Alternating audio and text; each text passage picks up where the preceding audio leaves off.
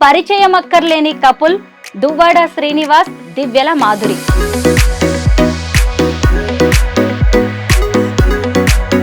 మాధురి గారు, మీరు కొత్త బిజినెస్ ఏదో స్టార్ట్ చేయబోతున్నారంట హైదరాబాద్ లో, అది కూడా శారీస్ బిజినెస్. ముందు నుంచి నాకు శారీస్ బిజినెస్ మీద కొంచెం సో పొలిటికల్ గా ప్రతిసారి ఏం జరుగుతుందంటే ఇతను పాలిటిక్స్ లో బిజినెస్ పరంగా కంప్లీట్ గా లాస్ అయ్యాం. సో అలాంటప్పుడు శ్రీనివాస్ గారికి నాకున్న ఇంట్రెస్ట్ ని గమనించారు. అతను కూడా హైదరాబాద్ మదీనాగూడలో ఫస్ట్ బ్రాంచ్ అయితే స్టార్ట్ చేస్తున్నాం, కాంచీపురం బొక్లా సిల్క్స్ అని. మీకోసమే ఆవిడ అలా స్టాండ్ అయిపోయి ఉండడం, ఇంత పిచ్చిగా ప్రేమించడం మీకు ఎప్పుడైనా ఆశ్చర్యంగా అనిపిస్తుందా? నా జీవితం ఎప్పుడు ఆ ఈర్ష్య, అసూయ, ద్వేషం, ఆధిపత్యాల మధ్య నడిచింది. అలా విసిగిపోయి నాకు, లేదా ఎక్కడికైనా వెళ్ళిపోదాం దూరంగా, ఇంక అయిపోయి 60 సంవత్సరాల తర్వాత ఇంక ఇదంతా క్లోజ్ చేసేద్దాం అని అనుకున్న నాకు మళ్ళీ ఆశలు చిగురించి నేను ఒంటరిగా ఏం చేయాలో అర్థం కాని పరిస్థితిలో ఈమె తోడు నాకు ఒక ఆసరాగా దొరికింది, ఒక చీకట్లో వెలుగులో. అలా అలా దగ్గర సొసైటీ కోసం, పెద్దల కోసం పెళ్లి చేసుకున్నట్టున్నారు, పిల్లల్ని కూడా కన్నారు, కానీ మీ జీవితాల్లో ఏదో వెళుతుంది. ఆ వెళితే ప్రేమ, ఆ ప్రేమ కరువైంది. ఆ ప్రేమ మా ఇద్దరి మధ్యలో.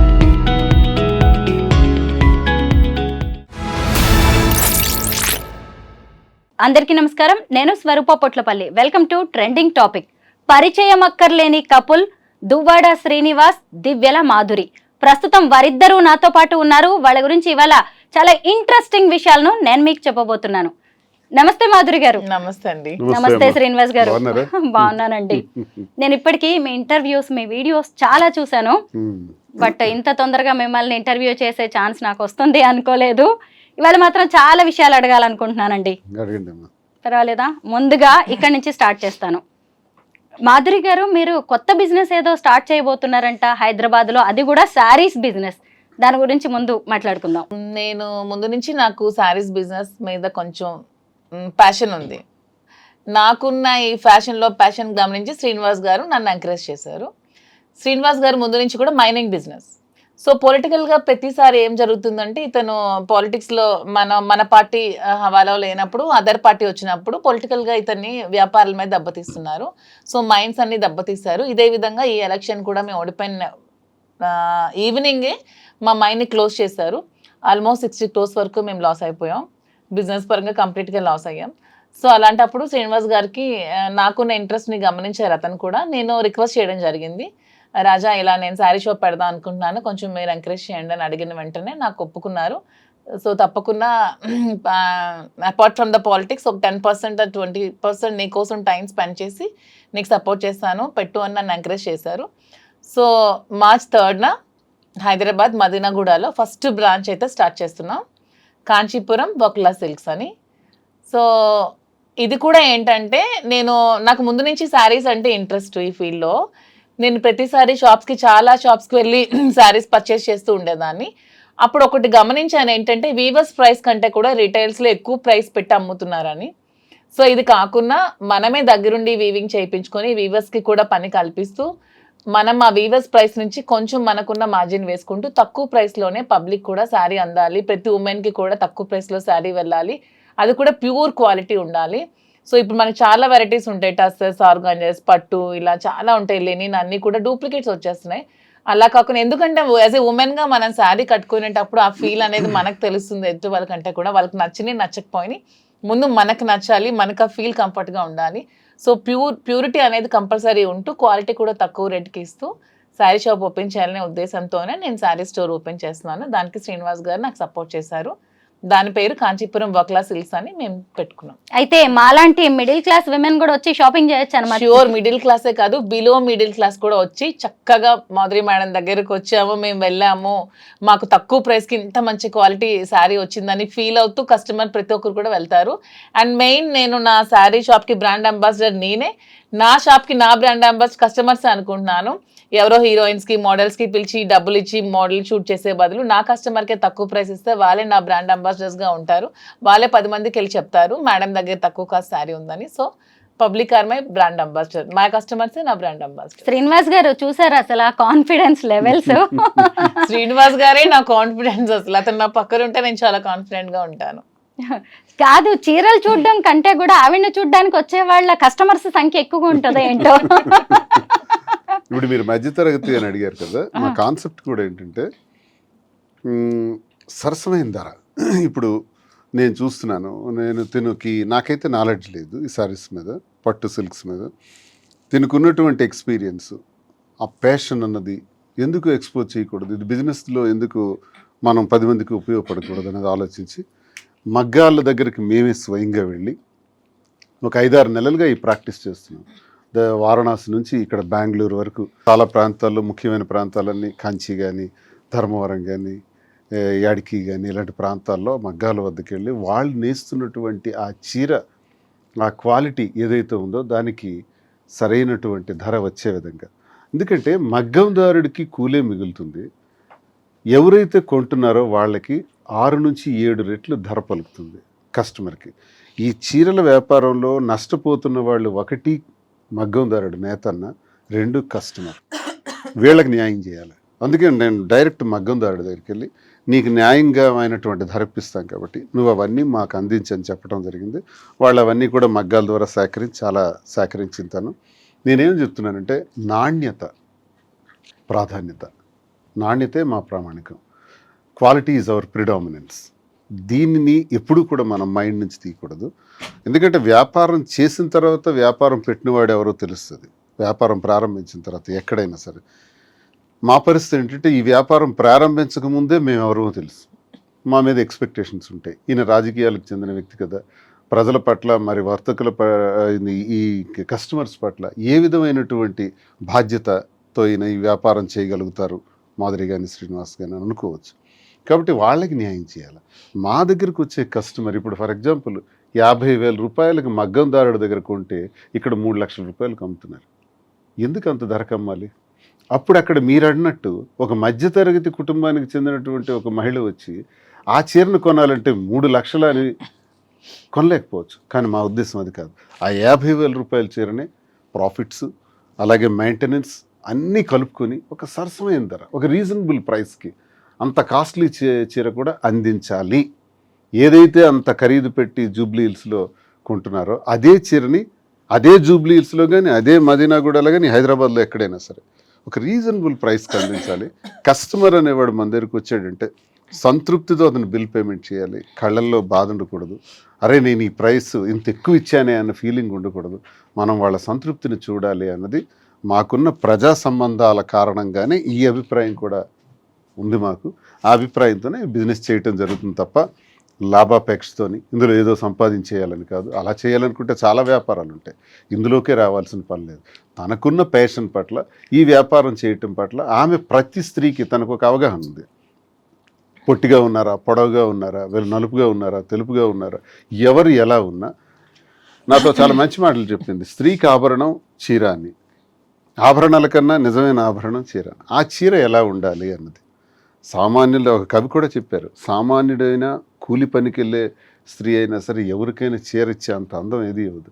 కాబట్టి ఆ చీరని అందరికీ అనుకూలంగా ఉండేటట్టు ఏ చీరని తయారు చేసి పెడితే ఈ షాప్లో ఆ అందాన్ని తెచ్చిపెట్టగలం అన్నది ఒక పెద్ద స్టడీ చేసింది. స్టడీ చేసి ఇవన్నీ చేసింది. తన కష్టం ఎక్కువ, నేను బ్యాక్ డ్రాప్లో ఆమెకు పూర్తిగా సపోర్ట్ ఇస్తున్నాను. ఈ బిజినెస్లో ఇక్కడ ఒక 6 బ్రాంచెస్ కింద డెవలప్ చేసి ఇంకా అలాగే విజయవాడ, రాజమండ్రి, కాకినాడ, విశాఖపట్నం, బెంగళూరు ఇలా విస్తరిద్దామని, దీంతోపాటు జ్యువెలరీ కూడా ఆమెకు బాగా అనుభవం ఉంది, దానిలో కూడా స్టార్ట్ చేద్దామని ఈ రంగంలోకి దిగటం జరిగింది. అసలు మైనింగ్ బిజినెస్ ఎక్కడా, చీరల బిజినెస్ ఎక్కడా? చీరల గురించి మీరు ఎంత అద్భుతంగా చెప్తున్నారు. అదే నేను ఇప్పుడు అడగబోతున్నాను. యాక్చువల్ గా ఎందుకంటే స్త్రీకి నిజమైన ఆభరణం చీర అని నేను అంటూ ఉంటాను. సో శ్రీనివాస్, ఉమెన్ పొట్టిగా ఉన్నా, పొడుగ్గా ఉన్నా, నలుపుగా ఉన్నా, లావుగా ఉన్నా, ఎలా ఉన్నా ఉమెన్ అంటే అందం అంతే. ఈవిడేనా మిమ్మల్ని ఇలా మార్చేసింది? చీరల గురించి కూడా మాట్లాడేలాగా ఈవిడే కదా. ఇంతవరకు రాళ్ల గురించి మాట్లాడేవాడు, రాళ్ళు రప్పల గురించి మాట్లాడేవాడు. వరల్డ్ క్లాస్ మెటీరియల్ గ్రానైట్ లో నాకు మంచి పేరు ప్రఖ్యాతులు ఉండే ఐకాన్ బ్రౌన్ అని. ఎక్స్పోర్ట్స్ 20 yearsగా గ్రానైట్స్ ఎక్స్పోర్ట్స్ లోనే ఉన్నాను. వ్యాపారం గురించి తెలుసు, ఫినాన్స్ అప్ అండ్ డౌన్స్ తెలుసు, ఇవన్నీ తెలుసును కానీ దీని గురించి నాకు చీరల పట్ల అవగాహన లేదు. ఈ మధ్యకాలంలో ఈ 4-5 months నుంచి ఎక్కువగా నేను చూస్తున్నాను. మగ్గాల దగ్గరికి వెళ్ళటం, వాళ్ళు చూడటం, వాళ్ళు పడే కష్టం, ఇందులో నాణ్యత, ఇవన్నీ చూస్తూ నేను కంక్లూజన్కి వచ్చాను. మనం ఈ బిజినెస్ ఈ రకంగా చేయాలి, ఇది బ్రెయిన్లో పెట్టుకున్నాను. తప్పకుండా సక్సెస్ చేస్తాం, తప్పకుండా న్యాయమైన ధర, సరసమైన ధర వస్తుంది. దానికి నేను ఎప్పుడు కూడా ఆ విధంగా ఆలోచిస్తాను. వ్యాపారం విషయంలో చేద్దాం. ఇప్పుడు ఈ వ్యాపారం చేయకూడదని ఏముంది, ఇది నేరం కాదు. చాలామంది అంటుంటారు దువ్వాడ శ్రీనివాస్ ఆఖరికి ఇలా ఆలోచిస్తున్నాడా, పొలిటీషియన్, అగ్రెసివ్గా మాట్లాడే పొలిటీషియన్, ఎవరినైనా ప్రశ్నించేవాడు, ఎంత దీనిగా ఉండేవాడు, ఏం తప్పే ఉంది.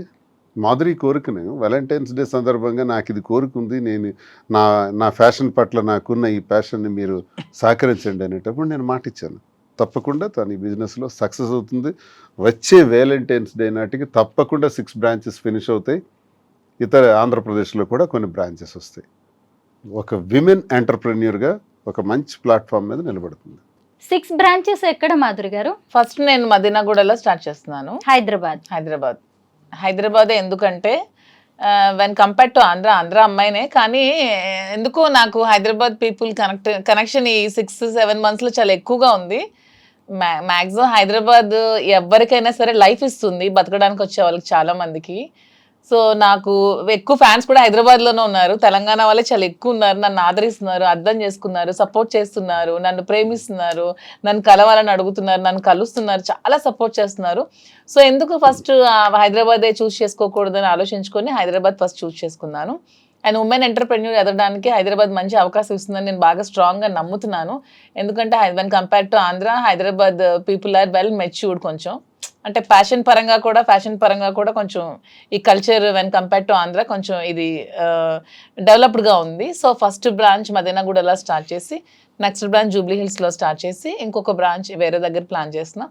తర్వాత నెక్స్ట్ ఆంధ్ర మా వైజాగ్లో కూడా పెట్టాలి, విజయవాడలో, రాజమండ్రిలో ఇలా కూడా పెట్టాలనే ఆలోచనలో అయితే ఉన్నాము. నాకైతే ఉమెన్ ఎంటర్ప్రెన్యూర్గా ఎదగాలని ఉంది. నాకే కాదు, ప్రతి ఉమెన్కి ఇదే చెప్తున్నాను. ప్రతి ఒక్కరు కూడా మీరు మెయిన్ డిపెండ్ అవ్వడం మానేసి మీకు ఎర్న్ చేసుకుంటూ ఇండివిజువల్గా బతకడం నేర్చుకోండి. తర్వాత మీరు పెళ్ళిళ్ళు చేసుకుంటారో ఏం చేసుకుంటారో మీకు నచ్చిన బట్టి బతకండి, కానీ ఫస్ట్ అయితే మీరు ఇండిపెండెంట్గా బతకడం అయితే నేర్చుకోండి. ఎవరి మీద ఆధారపడకండి. నిజంగా మీ శారీస్ కలెక్షన్ చాలా బాగుంటుంది. Thank you.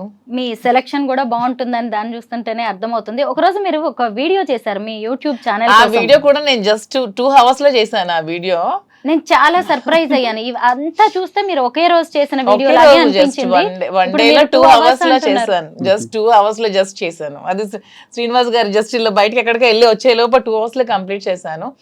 యూట్యూబ్ వీడియోస్ కూడా ఎందుకు స్టార్ట్ చేశానంటే నాకు ముందు నుంచి కూడా పబ్లిక్ దగ్గర అవడం ఇష్టం. ఆ విధంగానే డాన్స్ స్కూల్ స్టార్ట్ చేశాను. పిల్లలకి డాన్స్ చెప్పడం, ఉమెన్ కి డాన్స్ చెప్పడం, ఎక్కువ నాకు గ్యాదరింగ్స్ ఉమెన్ తో ఎక్కువ క్రౌడీ పీపుల్ తో ఉండడం నాకు ముందు నుంచి ఇష్టం. ఆ విధంగానే పాలిటిక్స్ లోకి వచ్చాను. సో ఆ విధంగానే ఈ బిజినెస్ లోకి వస్తే మోర్ కనెక్టింగ్ పీపుల్ అవ్వచ్చు, బాగా ఉండొచ్చు అనే ఉద్దేశంతోనే మళ్ళీ ఈ బిజినెస్ కూడా స్టార్ట్ చేస్తాను. మీరు ఆల్రెడీ ఎంటర్ప్రెన్యూర్ కదా, ఆల్రెడీ బిజినెసెస్ ఉన్నాయి మీకు, పెట్రోల్ బంక్ లాంటివి. మరి వాటి సంగతి ఏంటి? మీరు ఇక్కడికి వచ్చేసి పెట్రోల్ బంక్ కూడా రన్ అవుతుంది. పెట్రోల్ బంక్ అంటే మనం ఎంతమందికి జాబ్ ఇవ్వచ్చు, ఎంప్లాయ్మెంట్ 3 or 4. ఇదే ఈ షాప్ లో నేను 50 మందికి, 60 మందికి, 100 మందికి, 1000 మందికి నేను ఎంప్లాయ్మెంట్ ఇవ్వచ్చు. నాకు హ్యాపీగా ఉంటుంది కదా. నేను ఒక 1000 మందికి నేను నా దగ్గర బ్రతుకుతున్నారంటే ఆ వచ్చే ఫీలింగ్ మజా వేరు. శ్రీనివాస్ గారు, మరి మీరు ఇక్కడే ఉంటారా హైదరాబాద్ లో? నేను టెక్కల్ కాన్స్టిట్యున్సీలో ఉంటాను. టెక్కల్ కాన్స్టిట్యున్సీలో మేము ప్లాన్ చేసుకున్నాం బిజినెస్ చేసేటప్పుడు. 4 days అక్కడ, 3 days ఇక్కడ. అలాగే మాధురి వస్తుంటారు, వెళ్తుంటారు, నేను వస్తుంటాను, వెళ్తుంటాను. జస్ట్ 3 hours హైదరాబాద్లో ఉంటాం ఫ్లైట్కి వచ్చి. ఇక్కడ నుంచి బయలుదేరితే మరో 3 hours టెక్కల్లో ఉంటాం. ప్రజా సమస్యలు ఇప్పుడు ప్రస్తుతం మాకు 29లో ఎలక్షన్ అయితే 2 years గ్యాప్ బాగా దొరికింది. ప్రస్తుతానికి చిన్న చిన్న సమస్యలు ఉన్నాయి, కార్యకర్తలకి ఇబ్బందులు పెడుతున్నారు. అలాగే పెళ్ళిళ్ళు, ఏవైనా ఫంక్షన్లు ఉంటే వాటికి హాజరవటం, కార్యకర్తలకు ఇబ్బంది వస్తే నిలబడటం, గ్యాప్ కొంచెం ఉంది. కాబట్టి ఈ గ్యాప్లో బిజినెస్ని పికప్ చేద్దామని ఇది సీరియస్గా తీసుకున్నాను. అంటే హైదరాబాద్ వచ్చి వెళ్తుంటాను. ఇక్కడ కూడా ఇల్లు తీసుకుంటున్నాం, ఇక్కడ ఉండటం జరుగుతుంది, అక్కడ ఉండటం జరుగుతుంది. పాలిటిక్స్ అనేది మాకు ఊపిరి, పాలిటిక్స్ 25 సంవత్సరాల కష్టం, అది ఎక్కడ విడిచిపెడతాం? ఫస్ట్ అది చేసి తీరుతాం. అది ఉంటే ఇది ఉంటుంది. మీ బిజినెస్ కోసం మరి ఆయన మరి ఇక్కడ ఉండడం అక్కడ ఉండడం ఇబ్బంది ఏమి మా రాదంటారా? ఇద్దరికి కూడా ఫస్ట్ పాలిటిక్సే మా లైఫ్, తర్వాత బిజినెస్ మా ప్యాషన్. సో పాలిటిక్స్ వదిలేదే లేదు అసలు, మేము రాజకీయాలు అనేది వదిలేదే లేదు. అతను ఊపిరినంత వరకు రాజకీయాలు చేస్తూనే ఉంటారు, ప్రజల కోసం పోరాడుతూనే ఉంటారు, ప్రజల పక్షాన్ని నిలబడుతూనే ఉంటారు. సో బిజినెస్ కోసం పాలిటిక్స్ వదిలేది లేదు. ఎంతమంది బిజినెస్ చేస్తూ పాలిటిక్స్ చేయట్లేదు, ఓన్లీ పాలిటిక్స్ చేస్తే మేము ఎలా బ్రతికేది? మాకు బ్రతకడానికి కూడా ఉండాలి, మాకు నమ్మి వచ్చిన కార్యకర్తను కూడా మేము బ్రతికి పెట్టే విధంగా ఉండాలంటే మేము కూడా బిజినెస్ చేయాలి, చేస్తూ పాలిటిక్స్ చేయాలి. కాబట్టి రెండు బ్యాలెన్స్ చేసుకోగల సత్తా మాలో ఉందే కాబట్టి మేము కాన్ఫిడెంట్ గా ఉంటూ ఈ నిర్ణయం తీసుకుంటూ బిజినెస్ చేస్తూ పాలిటిక్స్ చేస్తాం. రెండు బ్యాలెన్స్ మా చేసుకోవాలి. ఉద్యోగాల్లో కూడా ఎంతో మంది నాతో ఉన్నటువంటి నిరుద్యోగులు, ఏ అవకాశం లేకుండా ఉన్న వాళ్ళు చాలా మంది ఉన్నారు, వాళ్ళందరినీ ఇన్వాల్వ్ చేస్తున్నాం. మా ఎవరికి కార్యకర్తలు ఇబ్బంది చాలా లేకుండా. మంది ఇక్కడ పెడుతున్నాను స్టాఫ్ గా. అక్కడ ఎవరికైతే జాబ్ అవసరం ఉందో వాళ్ళకి, ఇక్కడ ఎవరు అవసరం ఉందో హైదరాబాద్ లో వాళ్ళకి, ఎంతమంది వీలైతే అంతమందిని తీసుకుంటూ మరి కొంతమందిని అక్కడ అవకాశం లేని వాళ్ళకి కూడా ఇక్కడ తెచ్చిపెట్టడం, ఇవన్నీ కొంతమందికి లైఫ్ ఇవ్వటం జరుగుతుంది కదా. జీవితం నెలకు 20-25,000 జీతం, 30,000 జీతంతో హాయిగా ఉంటారు. పాలిటిక్సే మా లక్ష్యం అని చెప్తున్నారు. Yeah. అసలే మరి హైదరాబాద్ కు వస్తున్నారు. హైదరాబాద్ జనం, తెలంగాణ వాళ్ళు చాలా మెచ్యూర్డ్ గా ఆలోచిస్తారు. ఏమో రేపు ఇక్కడ ఏమన్నా పాలిటిక్స్ లోకి అవకాశం వస్తే మాధురి గారికి మీకు ఓకేనా? అవకాశం వచ్చిన మరుక్షణమే మా ఆశీస్సులు ఉంటాయి, సహకారం ఉంటుంది. గ్రేట్. అసలే జిహెచ్ఎంసీ ఎలక్షన్స్ రాబోతున్నాయి. మాధురి గారు మీలాంటి ఫైర్ బ్రాండ్స్ అవసరం అన్ని పార్టీలకి కనిపిస్తోంది. కొంచెం ఆలోచించుకోండి. మీ బేస్ అయిన ఆంధ్ర నుంచి ఇక్కడికి వస్తున్నారు.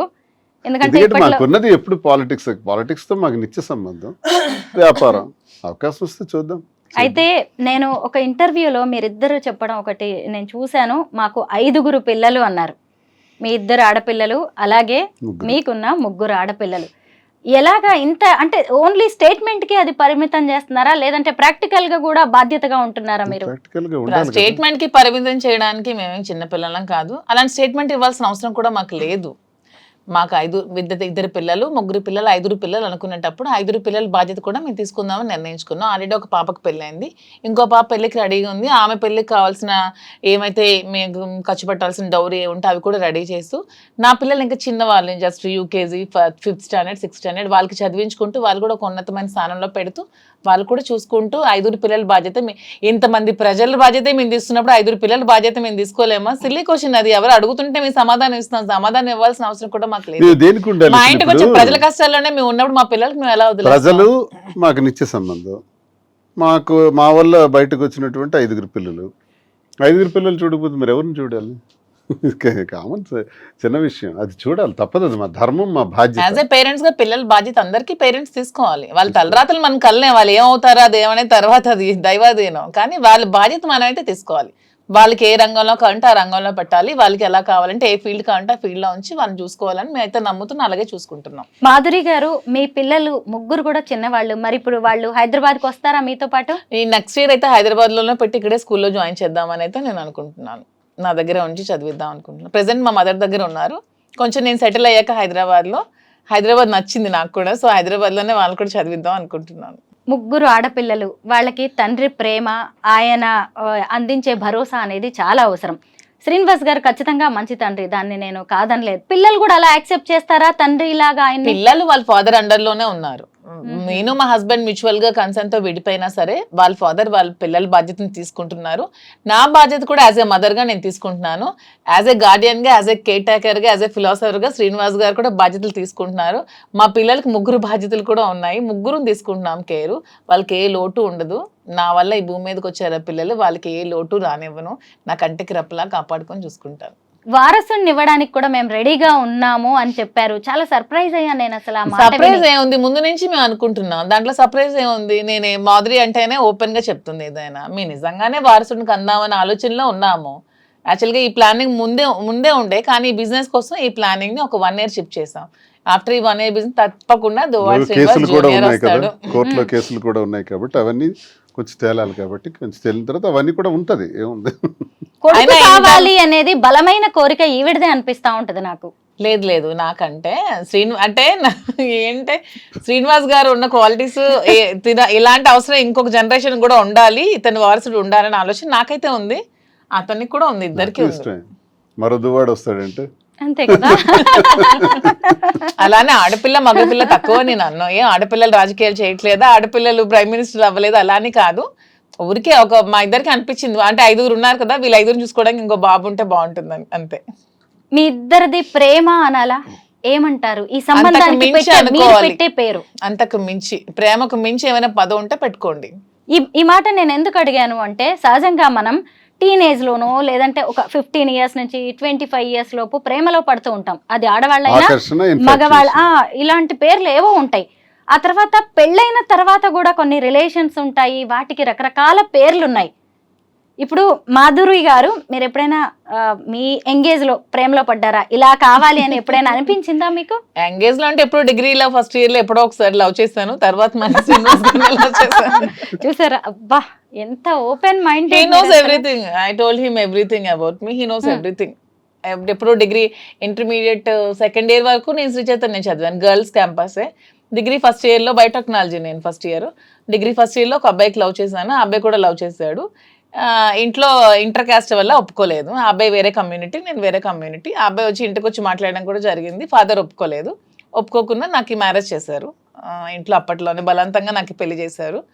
చేసిన తర్వాత కొంచెం అలా డిస్టర్బెన్సెస్ మా ఇద్దరి మధ్యలో, హస్బెండ్ మధ్యలో, మా మధ్యలో ముందు నుంచి ఉంది, అలా పెరిగాయి. వాని వల్ల ఇంకాస్త డిస్టర్బెన్సెస్ పెరిగి తర్వాత లాస్ట్ మా రిజార్ట్ శ్రీనివాస్ గారు అయ్యారు. అంటే చాలా మంది మహిళల్లో ఇలాంటి సంఘర్షణ ఉంటది మాధురి గారు. ఎందుకు మిమ్మల్ని చాలా మంది విమెన్ కావచ్చు, సొసైటీ కూడా మిమ్మల్ని అప్రిషియేట్ చేస్తుంది. ఎందుకు అంటే వాళ్ళ జీవితాల్లో వాళ్ళు చేయలేనివి చాలా మీరు చేసి చూపించారు. మీరు ఎంత అసలు ఆయన పక్కన కూర్చోబెట్టుకొని మీ లవ్ స్టోరీ గురించి చెప్పారు. ఇప్పుడు మళ్ళీ నేను ప్రేమలో పడ్డాను ఈయనతో అని చెప్పారు కదా. అసలు అంటే ఉమెన్ సంఘర్షణకి గురై భర్తతో ఇబ్బందులు పడుతూ ఆత్మహత్యలు చేసుకుంటూ, మొన్న ఎవరో ఒక అమ్మాయిని చూశాను పాపం, డాక్టర్ అమ్మాయి లవ్ మ్యారేజ్ చేసుకుందంట పాపం, ఒక వీడియో పెట్టింది. ఎంత బాధ అనిపించింది అంటే, ఎందుకు అంత బాధపడాలి, నువ్వు బయటకు వచ్చేసాయి, నీకు నీ చేతిలో చదువు ఉందిగా, నువ్వు హ్యాపీగా బతకచ్చు కదా, బయటకు వచ్చి అంత ఏడుస్తూ అంత చచ్చిపోతూ నువ్వు అక్కడ ఎందుకు బ్రతకాలి, సొసైటీ కోసం నువ్వెందుకు బాధపడాలి, సొసైటీ నీకేమైనా పెంచుద్దా, నువ్వు చచ్చిపోతే నీకేమైనా వచ్చి ఆపుద్దా, హ్యాపీగా వచ్చి బ్రతుకు. సో మనం ఏదో ప్రాబ్లమ్స్ ఉన్నాయని ఇరుక్కుంటూ మరి ఎంత పాసిబిలిటీ అంటే అంతవరకు సాల్వ్ చేసుకోవడానికి ట్రై చేయాలి. మన ఒక వైఫ్ అండ్ హస్బెండ్ మధ్య మనస్పర్ధలు వస్తే సాల్వ్ చేసుకోవడానికి మాక్సిమం ట్రై చేయండి. కుదరలేదు, మనం అక్కడ సస్టైన్ అవ్వలేము, ఇంకా చావే శరణ్యం అయినప్పుడు ఖచ్చితంగా బయటకు వచ్చి మీ బతుకు మీరు బతకండి. అంతేగాని మీ లైఫ్ని ఎవరి కోసం నాశనం చేసుకోకండి. ఇది మీ లైఫ్, దేవుడు మీకు ఇచ్చిన లైఫ్, మీ లైఫ్ అనవసరంగా స్పాయిల్ చేసుకోకండి. శ్రీనివాస్ గారు మీరు చెప్పండి, మీకేమైనా ప్రేమ కథలు ఉన్నాయా? 1, 2 కాదు, ఒక 100 కథలు ఉంటాయి. గొడవ పెట్టాలి. మరి ఆవిడ అలా చెప్పినందుకు మీరు కూడా చెప్పాల్సిందే ఖచ్చితంగా. ఎందుకంటే అంత ప్లెయిన్ గా ఉన్నారు, అంత తెల్ల కాగితం. అసలు ఎంతో మంది పరిచయం ఉంటారు, వస్తుంటారు, వెళ్తుంటారు, కానీ నేను ప్రేమను చూశాను మాధురి. శ్రీనివాస్ గారు, నేను అతన్ని మొత్తం హిస్టరీ అంతా బయోపిక్ కూడా రాద్దాం అన్నంత నేను రీసెర్చ్ చేశాను. అతను లైఫ్ లో కాలేజ్ డేస్ నుంచి చిన్నప్పటి నుంచి మొత్తం అంతా రీసెర్చ్ చేస్తే శ్రీనివాస్ గారు ఎప్పుడు ఎవరిని లవ్ చేయలేదు తన లైఫ్ లో. ఏంటండి మీకు ఆయన అంటే, అసలు బయోపిక్ రాస్తారంట. యాక్చువల్లీ మూవీ కూడా తీద్దామని చాలా మంది వస్తున్నారు. శ్రీనివాస్ గారి స్టోరీ చిన్నప్పటి నుంచి ఇప్పటి వరకు, ఈవెన్ మా లవ్ స్టోరీతో కలిపి తీద్దామని చాలా మంది మాకు కన్సల్ట్ అవుతున్నారు. ఈ బిజినెస్ లో పడి కొంచెం గ్యాప్ ఇచ్చాం. మంచి మంచి స్టోరీస్ ఉన్నాయి. అతని లైఫ్ లో ఎప్పుడు ఎవరిని లవ్ చేయలేదు. అతను ఫస్ట్ అండ్ లాస్ట్ నన్నే లవ్ చేసి ఉంటారు. అసలు మాధురి గారు అయితే పెద్ద స్కెచ్ తోనే హైదరాబాద్ తెలంగాణకు వస్తున్నట్టుగా కనిపిస్తుంది. ఎందుకంటే ఆవిడ ఒక మంచి డాన్సరు, యాక్టింగ్ స్కిల్స్ కూడా ఉన్నాయి. ఆల్రెడీ సినిమాకి ప్రొడ్యూసర్ గా వర్క్ చేశారు. డైరెక్షన్ ఛాన్స్ ఉంది ఆవిడకి, యాక్టింగ్ ఛాన్స్. ఏదైనా మీకు డైరెక్షన్ నాకు రాదు లేదా? శ్రీనివాస్ గారికి ఇంట్రెస్ట్ ఉండేది, మూవీస్ లో యాక్ట్ చేయాలని ఇంట్రెస్ట్ ఉండేది. నాకు జగన్మోహన్ రెడ్డి గారు అంటే అభిమానం. అతనంటే ఒక ఇది దైవ సమానులు నాకు. సో అతను చేసిన పథకాలన్నీ ప్రజలకి తెలియాలనే ఆలోచనతో, ఆ పథకాలని ఎలా ప్రవేశపెట్టారు, ఎలా చేశారనే ఆలోచనతో ఒక స్టోరీ చిన్నది రెడీ చేసుకొని శ్రీనివాస్ గారిని లీడ్ రోల్ గా పెట్టి వాలంటీర్ అనే ఒక మూవీకి ప్రొడ్యూస్ చేసి ఒక మూవీ అయితే తీసాను. ప్రొడ్యూసర్ వర్క్ చేశాను. డైరెక్షన్ అయితే నాకు రాదు. యాక్టింగ్ మాత్రం నాకు చాలా ఇంట్రెస్ట్. మీకు సీరియల్స్ లో గానీ, సినిమాల్లో గానీ, వెబ్ సిరీస్ లో గానీ ఛాన్స్ వస్తే చేస్తారా? నాకు ఒక మంచి ఉమెన్ విలన్ రోల్ చేయాలని ఉంది నాకైతే. అంటే రియల్ లైఫ్ లోనేమో మీకు మీరు హీరోయిన్, అంతే, మళ్ళీ రియల్ లైఫ్ లోకి వచ్చేసరికి విలన్ రోల్ చేయాలని ఉంది. యాక్చువల్లీ ఈవిడ దేనికి సూట్ అవుతారండి రియల్ లైఫ్ లో, మీరు చెప్పండి. మంచి మనసు ఉంది, అంతేనా? ప్రేమ, అభిమానం. మీరిద్దరూ కూడా సొసైటీ కోసం, పెద్దల కోసం పెళ్లి చేసుకున్నట్టున్నారు, పిల్లల్ని కూడా కన్నారు. కానీ మీ జీవితాల్లో ఏదో వెలుతుంది. ఆ టైం ఆ మళ్ళీ మీ వెలితే ఇద్దరిని- ఆ ప్రేమ కరువైంది. ఆ ప్రేమ మా ఇద్దరి మధ్యలో ఇప్పుడు గత చిగురించి జన్మ అది సుకృతం, గత అంతేనా? జన్మ అంతే. నేను అదే నమ్ముతాను, ఉమ్. కర్మ సిద్ధాంతంలో నేను అదే నమ్ముతాను. ఎక్కడో గత జన్మలో ఆగింది ఆ బ్రేక్, ఇప్పుడు అది కంటిన్యూ అవుతుంది. అన్ని లవ్ స్టోరీస్ ఫిక్షన్ నుంచి వస్తాయేమో, మా love story real. So fiction వేరు, రియల్ వేరు, మాది రియల్. ఏం నచ్చుతుంది మీకు ఈ వీడిలో? ఫెయిర్నెస్, స్పష్టంగా క్లారిటీగా ట్రాన్స్పరెంట్గా ఉంటుంది. నా పట్ల చాలా ప్రేమ చూపెడుతుంది. కదా అసలు ఇంత ప్రేమని భరించడం కష్టం కదా. ఇంత ధైర్యం అయింది. నేను పొరపాటున ఒక మాట అంటే ఇమీడియట్ గా ఎలా రియాక్ట్ అవుతుందో తెలియదు. ఓమో, భయమేస్తుందా మీకు? అందుకే నేను చాలా జాగ్రత్తగా ఏమన్నా. అంటే ఒక ఏంటలా క్షణం భయపెట్టేస్తున్నారు ఆయన్ని మీరు? అంటే ఒక క్షణం అతను నాతో మాట్లాడకపోయినా నేను ఉండలేను అనమాట. ఒక క్షణం ఆ గ్యాప్ కూడా నేను తీసుకోలేను.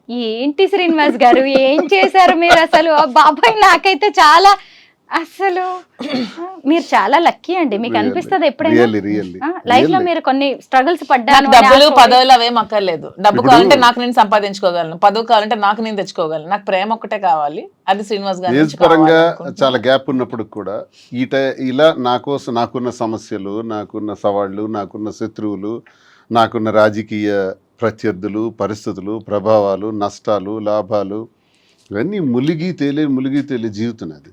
ఇలాంటి పరిస్థితుల్లో ఆసరాగా అండదండగా ఉండవలసిన అవసరం తనకే ఉంది. ఇది ప్రేమ కాకపోతే, గత జన్మ సుకృతం కాకపోతే ఎందుకుంటుంది? నాది త్యాగం కాదు, తనదే త్యాగం. నిజంగా నా కోసం నిలబడి ఇన్ని చేస్తున్నప్పుడు ఏ మనిషి అయినా ఇంకెంతకన్నా ఏం కోరుకుంటాం? జీవితంలో పుట్టినాక ప్రేమనే కదా కోరుకుంటాం. అది తల్లి ప్రేమ, తండ్రి ప్రేమ, అక్క చెల్లెళ్ళు, అన్నదమ్ముళ్ళు, స్నేహితులు, ఆఖరికి ఇలా ప్రేమ, ఒక ఆడమగకి మధ్య ఉండేటువంటి ప్రేమ. ఈ ప్రేమతత్వమే మనల్ని ఇలా మార్చుతుంది. నిజంగా అంటే మాధురి గారు, మీకు మీ లైఫ్ లో ఒక అసంతృప్తి, ఒక వాక్యూమ్ అనేది ఉండొచ్చు. ఒకవేళ అందరు ఆడవాళ్ళలాగే నచ్చకపోతే విడాకులు తీసుకొని వేరే జీవితాన్ని ప్రారంభించే అవకాశం కూడా మీకుంది. అయినా సరే ఎందుకు దువ్వాడగారే? ఎందుకంటే మీ చుట్టూ కూడా ఎంతో మంది మగాళ్ళు ఉండొచ్చు, ఎంతో అట్రాక్ట్ చేసే అవకాశాలు కూడా మీకు ఉండొచ్చు. అయినా సరే ఎందుకు ఈయనే నచ్చారు మీకు? పైగా ఇద్దరు పిల్లలు పెద్దవాళ్ళు అయ్యారు, వాళ్ళ ఇంట్లో ఉన్న ఇష్యూస్ ఇవన్నీ మీకు తెలుసు. అయినా సరే ఇంత ఏజ్ గ్యాప్ అంటే శ్రీనివాస్ గారు అన్నట్టు ఇది నిజంగా గత జన్మ బంధమేమో అని నాకు మిగిలిపోయిన, గత జన్మలో మేము మిగిలిపోయిన ప్రేమికులమేమో అని నాకు అనిపిస్తుంది. ఇంతమంది ఉంటే అతనే ఎందుకు నాకు కనెక్ట్ అయ్యారు, ఇంతమంది అమ్మాయిలు ఉంటే నేనే ఎందుకు శ్రీనివాస్ గారికి కనెక్ట్ అయ్యాను, మా ఇద్దరి మధ్యలోనే ఎందుకు ఇలా రిలేషన్షిప్ డెవలప్ అయింది, ఏదో గత జన్మలో మిగిలిపోయిన బంధం ఏమో నాకు కూడా అనిపిస్తుంది. శ్రీనివాస్ గారిలో అంటే కొన్ని క్వాలిటీస్ నాకు బాగా నచ్చాయి. తను చాలా హంబుల్, హానెస్ట్, స్ట్రైట్ ఫార్వర్డ్, నీతి నిజాయితీతో ఉంటారు. లంచం ఇలాంటివి ఏవి ఎవరు ఎంత చూపించినా అవి ఏమి లొంగరు. సో ఇవన్నీ కూడా అతను ఉన్న బెస్ట్ క్వాలిటీస్, చాలా రేర్గా ఉండే qualities. Like diamond, Kohinoor diamond లాగా ఎంతో ఎంతో రేర్ పీస్ లాగా, ఒక రేర్ యాంటిక్ పీస్ అనమాట దువ్వాడ శ్రీనివాస్ గారు. ఈ రోజుకి ఇలా చూసినా గానీ ఈ వీడియో కోసం వెనకబడే వాళ్ళు చాలా మంది ఉండొచ్చు కూడా. అంటే ఆవిడకున్న క్యారెక్టర్ అలాంటిది, ఆవిడకున్న క్వాలిటీస్ అలాంటివి. అయినా సరే అసలు మీకోసమే ఆవిడ అలా స్టాండ్ అయిపోయి ఉండడం, ఇంత పిచ్చిగా ప్రేమించడం మీకు ఎప్పుడైనా ఆశ్చర్యంగా అనిపిస్తుందా? కదా. ఇదే నేను అదే అనుకుంటాను. నా జీవితం ఎప్పుడూ ఆ ఈర్ష్య, అసూయ, ద్వేషం, ఆధిపత్యాల మధ్య నడిచింది మా ఇంట్లో. ఇలాగే వెళ్ళిపోతానేమో. నేను కొన్నిసార్లు అనుకున్నాను, ఏంటబ్బా ఈ కుటుంబ జీవితం నాకు ఇలా ఉంది. పిల్లల కోసం బాధ్యత వహిస్తూ చాలా ఓర్పు సహనంతో ఉన్నాను. ఇలాగే రహస్యంగా వెళ్ళిపోవాలి. కొంత జీవితం అయిన తర్వాత నేనేమనుకునేవాడిని అంటే ఎక్కడికైనా ఆశ్రమానికి వెళ్ళిపోదాం అనుకునేవాడిని. లేదు, ఎక్కడైనా ఒక 5 ఎకరాల ల్యాండ్ తీసుకొని నీట్గా ఒక చిన్న కుటీరం వేసుకొని ప్రశాంతంగా ఒక్కడనే ఉంటాను, వ్యవసాయం చేసుకుని ఎవ్వరికీ రానివ్వను, నేను ఒక్కడిని ప్రశాంతం బ్రతుకుతాను, నాకు ఒక్కడిని కావాలి, ఏకాంతం కావాలా. విసిగిపోయాను అనమాట ఇంటి వ్యవహారాలకి. అలా విసిగిపోయి నాకు, లేదా ఎక్కడికైనా వెళ్ళిపోదాం దూరంగా, ఇంక అయిపోయి 60 సంవత్సరాల తర్వాత ఇంక ఇదంతా క్లోజ్ చేసేద్దాం అని అనుకున్న నాకు మళ్ళీ ఆశలు చిగురించి నాకు ఒక ప్రేమ అంటే ఏంటో నాకు కూడా అర్థమయ్యేటట్టు, తెలిసేటట్టు, అది కూడా భగవంతుడు నాకు ఇచ్చాడంటే ఆ వెంకటేశ్వర స్వామికి ఏ జన్మలో నేను ఆ స్వామిని నమ్ముతాను ఎక్కువగా. నిత్యం నేను స్వామినే ప్రార్థిస్తాను.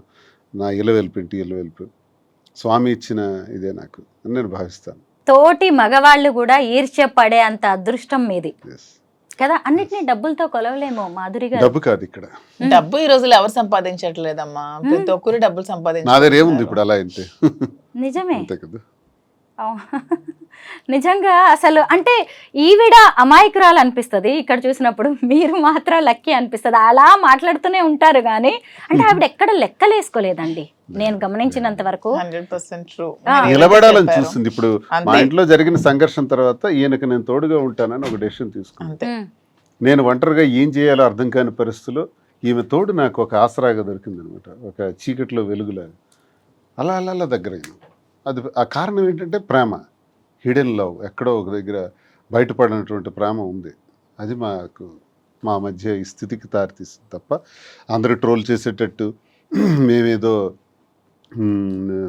స్వార్థపూరితంగాను ఇంకొక దురాశ ఆశలతోనో ఇది చేయలేదు. మా పరిస్థితులే మాకు ఈ స్థితికి దారితీసాయి. ఇందులో ప్రేమ అన్నది మాకు ఇంత బలంగా మమ్మల్ని దగ్గర తీసింది.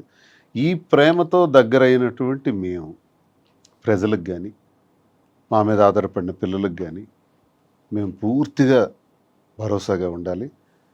ఏదైతే ఇంక శేష జీవితం ఉంటుందో ఆ జీవితంలో మరిన్ని మంచి వ్యాపారాలు చేయాలి, మరింత మందికి ఉపయోగపడాలి, ఒక విమెన్ ఎంటర్ప్రెన్యూర్గా ఆమెను నిల్చోబెట్టాలి. నేను అన్నీ చూశాను. నేను బిజినెస్లో పీక్స్కి వెళ్ళాను, రాజకీయాలు చూశాను, అన్నీ చూశాను. ఇంకా నాకు అది ఇది చూడాలనే కోరికలు అయితే లేవు. ఆమెకు సపోర్ట్గా ఉందాం, ఏం చేస్తే అటన్నిటికీ ముందు సపోర్ట్ చేస్తాను. బిజినెస్లో కానీ రాజకీయాల్లో కానీ ఏం చేసినా పర్వాలేదు. మాధురి గారు, శ్రీనివాస్ గారు ఒక ప్రజాప్రతినిధి. ఆయన హీరోయిజం మీకు బాగా నచ్చుతుంది, ఆయన మంచితనం మీకు బాగా నచ్చుతుంది. కానీ ఆయన ఫ్యామిలీ విషయంలో ఆయనకి ఇంకా బాధ్యత ఉంది. పెద్దమ్మాయి పెళ్ళి అయింది, చిన్నమ్మాయికి ఇంకా ఆయన పెళ్లి చేయాల్సి ఉంది. భార్య సరే ఎటు పోయి ఎటు వచ్చినా ఆమె విషయంలో కూడా ఆయనకి బాధ్యత ఉంది. ఒకవేళ ఆయన ఆ బాధ్యతలు నెరవేర్చే క్రమంలో మీరు ఆసరాగా నిలబడతారా ఆయనకి? అదే చెప్తున్నాను, ఆమె విషయంలో బాధ్యతగా ఉంటూ ఆశ అంతా ఆమెకి రాసి వచ్చేసారు. అతను ఇది 0 బ్యాంక్ బ్యాలెన్స్ నా దగ్గరికి వచ్చారు. తను ఒక బాధ్యత పెట్టుకున్నారు. చిన్న పాప పెళ్లికి వాళ్ళు తను ఫైనాన్షియల్ గా అంతా ఇచ్చేసినా సరే తండ్రిగా నా బాధ్యత నేను నిర్వర్తించాలని నాకు అడిగినప్పుడు తప్పకుండా చేద్దాము, మీరు ఎలా చేయాలంటే అలా చేయండి అని చెప్పి నేను కూడా అతనికి సపోర్ట్ చేయడం జరిగింది. ఆ విషయంలో నేను ఎప్పుడు కూడా అతనికి అడ్డు చెప్పేదే లేదు. చాలా మంది ఆడవాళ్ళు ఇలాగా ఇష్టమైన వ్యక్తులను ఇష్టపడుతూ ఉంటారు, కానీ బయటకు చెప్పలేక కొంతమంది అయితే హత్యల దగ్గరకు వెళ్తున్నారు, ఆత్మహత్యల దాకా వెళ్తూ ఉంటారు. అసలు మీరు ఎలా ఫేస్ చేస్తున్నారు సొసైటీని? సొసైటీని నేను ఎప్పుడు నన్ను విమర్శించే వాళ్ళకి నేను ఇది పొంగిపోను, నన్ను విమర్శిస్తే నేనేం కృంగిపోను, నన్ను పొగిడితే నేనేమి పొంగిపోను. రెండు బ్యాలెన్స్ చేసుకుంటూ వెళ్తాను. మనల్ని అర్థం చేసుకున్న వాళ్ళు మన దగ్గరగా ఉంటారు, లేని వాళ్ళు దూరంగా ఉంటారు. సొసైటీని ఎప్పుడు ఎవరు పట్టించుకోకండి అమ్మా. సొసైటీ ఎప్పుడు మనం ఎలా ఉన్నా సరే ఎప్పుడు ఏదో ఒకటి అంటూనే ఉంటుందని ఎప్పుడు 10 సార్లు ఇదే చెప్తున్నాను. ఉమెన్ ఎలా ఉన్నా సరే సొసైటీ అనేది కామెంట్స్ చేస్తూనే ఉంటుంది ఎవ్రీ ఫీల్డ్లో. ఈవెన్ సినిమాల్లో కానీ, మీ జర్నలిజంలో కానీ, ఈ సీరియల్స్ యాక్ట్ చేసే వాళ్ళు కానీ, బిజినెస్ ఉమెన్ కానీ, ఏదైనా సరే ఉమెన్ ప్రతిరోజు కూడా ప్రాబ్లమ్స్ ఫేస్ చేస్తూనే ఉన్నారు. ఇలా విమర్శలు, కాంట్రవర్సీలు ఎదుర్కొంటూనే ఉన్నారు. మన ఇంట్లో కూర్చున్నా సరే పక్కింటోళ్ళు, పొరుగింటోళ్ళు, ఎదురింటోళ్ళు ఏవో ఒకటి మాటలు అంటూనే ఉంటారు. కానీ నీ కష్టం వచ్చినప్పుడు ఏ పక్కింటోడు, పొరుగింటోడు, ఏ సొసైటీ కూడా నీ దగ్గరికి రాదు.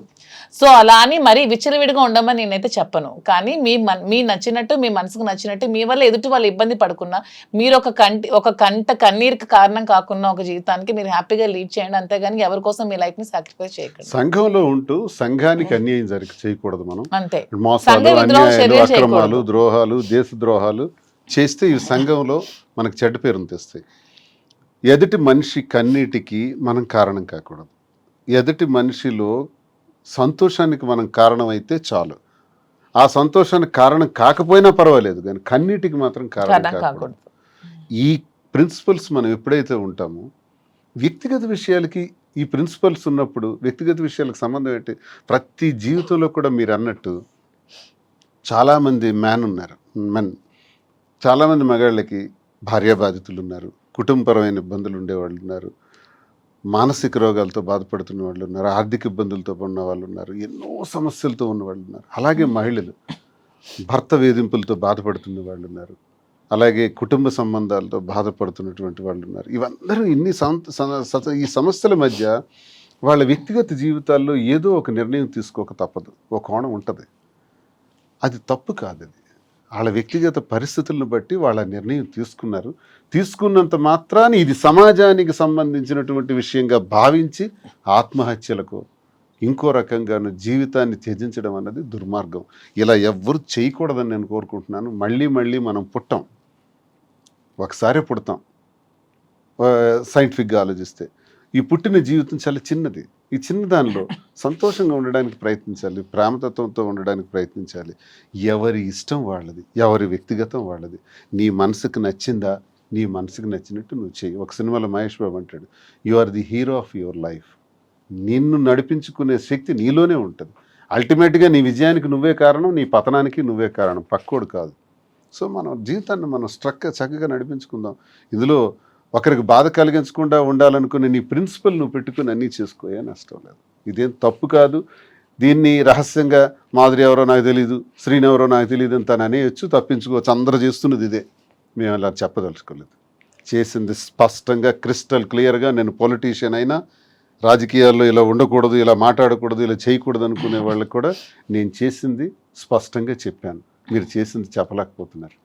మీ షర్టు విప్పితే ఉన్న మచ్చలన్నీ కూడా తెలుస్తాయి. నా షర్టు విప్పాను కాబట్టి నా మచ్చల గురించి విమర్శకులు మాట్లాడుతున్నారు.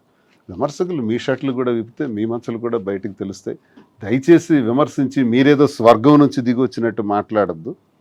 ఇలాంటి విమర్శల వల్ల చాలామంది జీవితాలు త్యజించుకుంటున్నారు, ఇలాంటి మాటల వల్ల. అలాంటి వాళ్ళకి మేము ఉదాహరణగా ఏం చెప్తున్నాం అంటే ధైర్యంగా ఉండండి, ఎవరిని ఖాతరు చేయకండి, విమర్శల్ని పక్కన పెట్టండి. విమర్శించేవాడు పనికి మాలినవాడు, చేతగాని వాడే విమర్శిస్తాడు. మహిళ స్ట్రాంగ్గా ఉండాలని చెప్తాము, బాగా చదువుకోవాలి అంటాము, ఉద్యోగాలు చేయాలంటాము, అంతరిక్షంలో కూడా ఆడది వెళ్ళాలని చెప్తాం. కానీ అదే పర్సనల్ లైఫ్లోకి వచ్చేసరికి మాత్రం ఎవరిని పెళ్లి చేసుకుంటే వాళ్ళతోనే ఉండాలి, ఆ చెయ్యి వదిలేసిరా, నీకు ఇష్టమైన మళ్ళీ ఇంకొక మగాడి చెయ్యి పట్టుకొని ఏ సమాజమూ చెప్పదు. కానీ ఇప్పుడు వీటన్నిటిని కూడా బద్దలు కొట్టారు మాధురి గారు. మీరేమంటారు మహిళలకు హిందూ సంబంధించిన సాంప్రదాయ ప్రకారం పెళ్లిళ్ళు ఉంటే మరి డైవోర్స్ సిస్టమ్ అనేది ఎందుకు తీసుకొచ్చారు అసలు? అది తీసుకురాకుండా ఉండాల్సింది కదా, మరి ఎందుకు డైవోర్స్ సిస్టమ్ అనేది ఎందుకు వచ్చింది అసలు? అది తప్పదు. మరి అది ఉండకూడదు. అప్పుడు ఒకరితో పెళ్లి చేసుకుని ఆగిపోవాలంటే డైవోర్స్ సిస్టమ్ ముందు బ్యాన్ చేయాలి. వివాహాలకు వచ్చేటప్పుడు తల్లిదండ్రులు అనేవాళ్ళు పెంచాలి, పోషించాలి, చదివించాలి, ఉన్నత స్థాయికి తీసుకురావాలి, అన్ని చేయాలి. వివాహం వచ్చేటప్పటికి ఆ వ్యక్తిగతంగా ఆ బిడ్డకున్న ఆలోచననే మనం ప్రొటెక్ట్ చేయాలి, మగవని ఆడవని. ఇప్పుడు నా కూతురు ఉంది, పెద్ద కూతురు, నేను ఒక ఇష్టమైన ఒక వ్యక్తిని పెళ్లి చేసుకుంటాను, ఓకే గో హెడ్ అన్నాను. డబ్బులు గట్టిగా ఖర్చు పెట్టి పెళ్లి చేశాను, నేనేం వద్దనలేదు. అసలు ఇంతవరకు మీకు ఒక విషయం చెప్పినా, అబ్బాయి ఏ క్యాస్ట్ కూడా శ్రీనివాస్ గారు తెలియదు. నేను పట్టించుకున్నాను. నీకు ఇష్టం కదా చేసుకో అంటే నేను ఆచరించి నేను చెబుతున్నా, నేను తండ్రినే. ఇలా ఆచరించే తండ్రులు ఎవరైనా ఉంటే వాడు ఒక మూర్ఖుడు, చేతగానివాడు. పిల్లలని ఒక స్థాయికి తీసుకురావటమే నీ బాధ్యత. వాళ్ళ జీవితం వాళ్ళది, వాళ్ళకి విడిచిపెట్టాలి.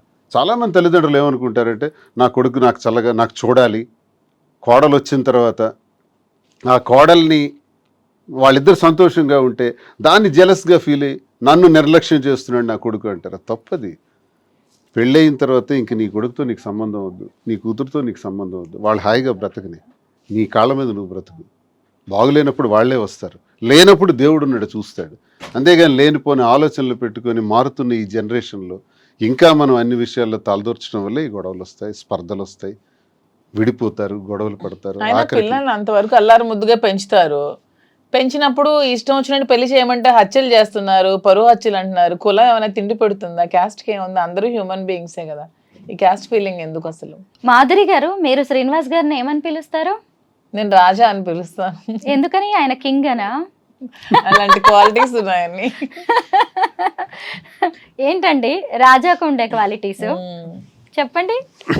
ఎంతకన్నా క్వాలిటీస్ ఏముంటుంది? ప్రజల కష్టం ఉందంటే అక్కడ వెళ్ళి అతను ఉంటారు. 600 106 వాళ్ళ కష్టంలో ప్రతి క్షణం పాలు పంచుకుంటారు. అంతకన్నా ఇంకేం ఉండాలి క్వాలిటీస్ కింగ్కి? అందుకే నాకు ఎప్పుడు రాజాలా కనిపిస్తాడు. సినిమాల్లో చూస్తాం కదా హీరోస్ ని, మీకు రియల్ లైఫ్ లో హీరో. అన్యాయం జరుగుతుంది అంటే ఆడు ఎవడైనా నేను విడిచిపెట్టే ప్రసక్తి లేదు, నిలబడిపోతాను అడ్డంగా. రాజకీయం కోసం అడ్డదారులు తొక్కరు, ఎవరి కాళ్ళు పట్టుకోడు, ఎవరికి రిక్వెస్ట్ చేయడు, ఎవరికి బెక్ చేయడు. ఎవరైనా ఇతని పైన ఉన్నారు వాళ్ళకి వెళ్ళి బతిమాలితే నాకు ఈ పదవి వస్తుంది అంటే పదవి లేకపోయినా పర్వాలేదు, నేను మాత్రం ఇలాగే ఉంటానంటారు. ఇంతవరకు ఏ రోజు కూడా నాకు ఈ పదవి కావాలి, నా టికెట్ కావాలని ఏ రోజు కూడా చేయి చాచి ఎవరికి అడగలేదు. అన్ని అతని కాళ్ళ దగ్గరికి వచ్చాయి అంతే.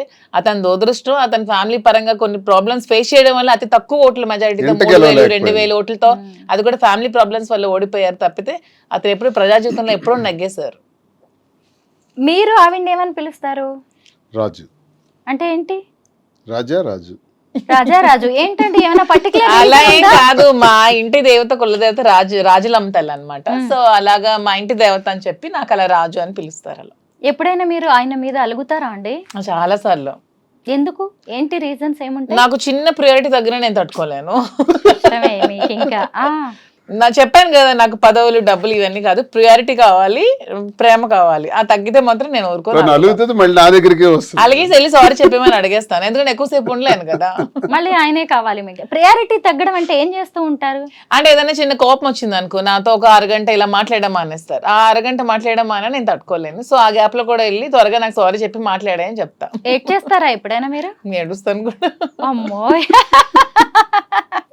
మీకు 2 అమ్మాయిలు కాదు 3 అమ్మాయిలు కదా. కొంచెం చైల్డిష్ పాపం.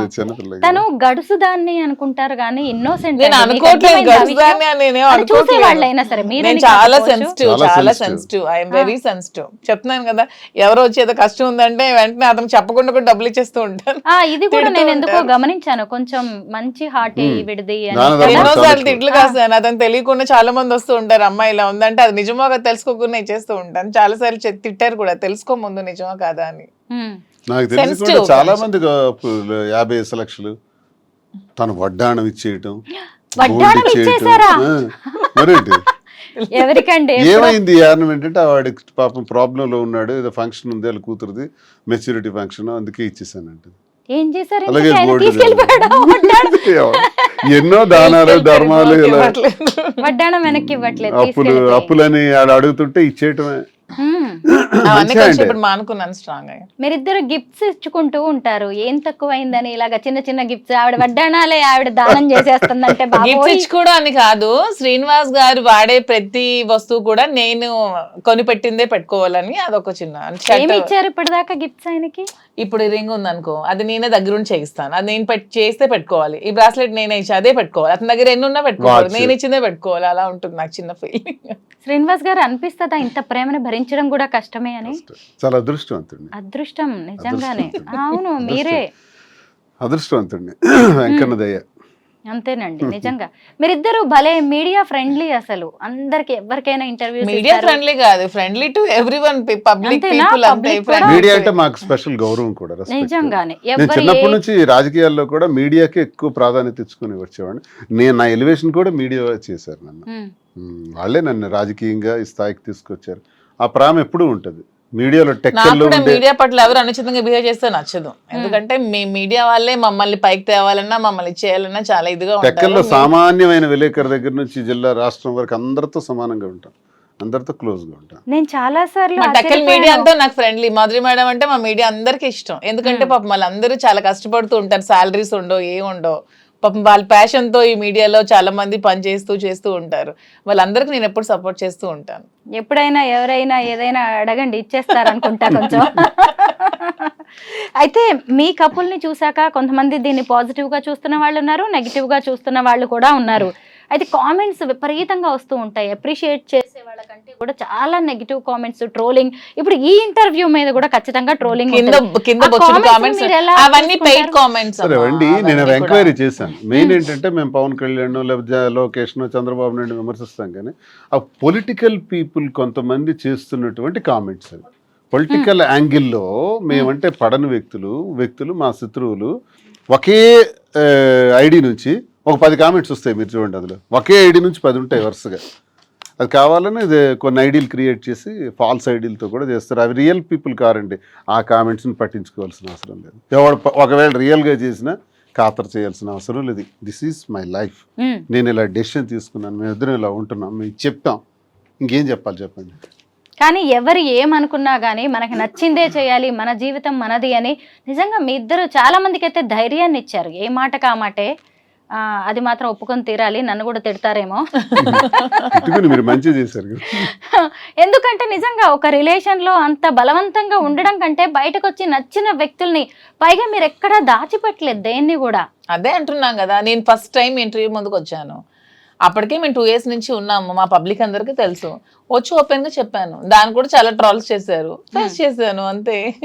శ్రీనివాస్ గారు నాకేం సంబంధం లేదు, అతను ఎవరో నాకు తెలియదు అని చెప్పి నేను ఉండొచ్చు, అందరూ చేసేటట్టు సీక్రెట్ గా మేము కలవచ్చు, కలిసి ఉండొచ్చు, అన్నీ చేయొచ్చు. అలా ఏమీ లేదు, ఓపెన్ గా ట్రాన్స్పరెంట్ గా క్లియర్ గా క్రిస్టల్ క్లియర్ గా ఉన్నాం. మా తెలంగాణలో మీరు స్టార్ట్ చేయబోయే saris and jewellery business super success అవ్వాలని మేమైతే కోరుకుంటున్నాం. Thank you so much. మేము కూడా నాకు ఆ ఇప్పుడు నమ్మకం customers అయితే లాగా. ఉంది తెలంగాణ పీపుల్ మీద, నాకు సపోర్ట్ చేస్తారని, నన్ను ఆదరిస్తారని, నాకు ఈ బిజినెస్ కి 100% వాళ్ళు చేయూతం ఇస్తారని నమ్మకం అయితే నాకు ఖచ్చితంగా చాలా ఉంది. మంది తెలంగాణ పీపుల్ మేము కష్టాల్లో ఉండేటప్పుడు ఇక్కడ నుంచి ఫోన్స్ మహబూబ్ నగర్, నిజామాబాద్, హైదరాబాద్ ఈవెన్ నా పవర్ కట్ చేసినప్పుడు వానైతే నాకు ఇంటికి రావాలా, మేము వస్తాం ఇక్కడ అక్క, నుంచి. మేము హెల్ప్ చేస్తామని ఎక్కడెక్కడి నుంచో నాకు కాల్స్ చేసి చాలా చాలా సపోర్ట్ సపోర్ట్ విచిత్రంగా తెలంగాణ నుంచి support. చాలా ఎక్కువ వచ్చింది.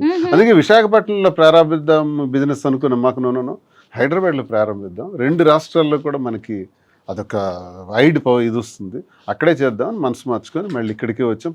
ప్రేమాభిమానాలు, ప్రజలు ఇవన్నీ మర్చిపోలేనివి. మా కష్టాల్లో మాకు ఎంతమంది కాల్ చేసి నిలబడ్డారు అనేది మాకు తెలుసు. మీ వాళ్ళకి బేస్ ధన్యవాదాలు. ఆంధ్ర అయినా కానీ మా కోసం మీరు ఇక్కడికి వచ్చేసి కొత్త బిజినెస్ స్టార్ట్ చేయడం, మీ జీవితం కూడా అండి ఖచ్చితంగా ఈ సెకండ్ ఇన్నింగ్స్ అనేది అద్భుతంగా ఉండాలి. మీ పర్సనల్ లైఫ్ కూడా, ప్రొఫెషనల్ లైఫ్ కూడా ఖచ్చితంగా ఈవెన్ నేను సినిమాల్లోనో సీరియల్స్ లోనో ఎక్కడో స్టార్ లాగా అయితే చూస్తాను. Thank you so much. Thank you, Thank you ma. Thanks to you both. Thank you.